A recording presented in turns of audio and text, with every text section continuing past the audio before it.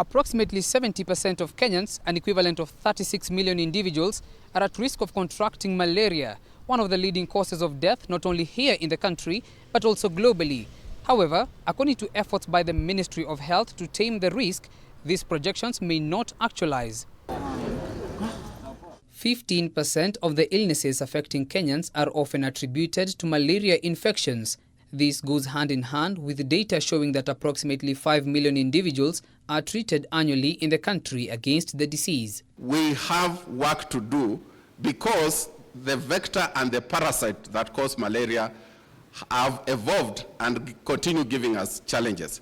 To facilitate the efforts further, Health CS Mutahi Kagwe has officially inaugurated an End Malaria Council mandated with eradicating the disease in the country by 2030. About the resource gap of 24 billion to fully implement our current malaria strategic plan, we must close this gap to ensure that we have the required malaria supplies to not only treat malaria, but effectively prevent it in the first place. The council, which will be chaired by Christopher Gitonga, will go a long way in educating the public on how to protect themselves against malaria, as well as providing sufficient resources in collaboration with various organizations. Us in Nairobi are not really exposed to the malaria pandemic or situation as much as people in Western Kenya.